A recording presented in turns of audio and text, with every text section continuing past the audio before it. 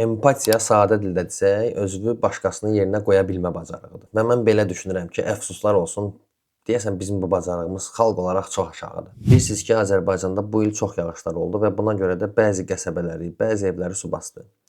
İndi burada kimin səhlənkarlığı var, kimin günahıdır o mövzulara girmirəm.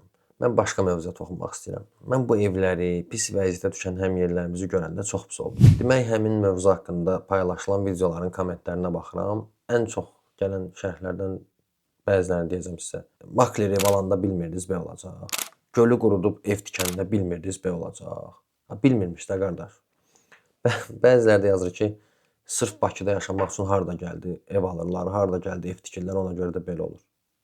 Məsələ burasındadır ki, iqtisadiyyat Bakıda daha yaxşıdır. Dolanmaq var, dolanışıq var. Mən əminəm ki, bölgələrimizdə, digər şəhərlərdə vəziyyət biraz da olsun yaxşılaşsa iqtisadi cəhətdən 10 insandan 5-i öz ata-baba yurduna qayıdacaq. Amma fakt bəzi səbəblərə görə Bakıda yaşayırlar və buna heç kim qarışa bilməz kim harda yaşayır. Yaddan çıxarmayın ki, həyatdır. Hamımızın başına hər şey gələ bilər. Heç kim bu həyatda heç nədən sığortalanmayıb. Əsl insanlıq başqasının ağrısını öz canında hiss eləyəndə başlayır. Yəni uzun sözün qısası, empatiya yaxşı şeydir.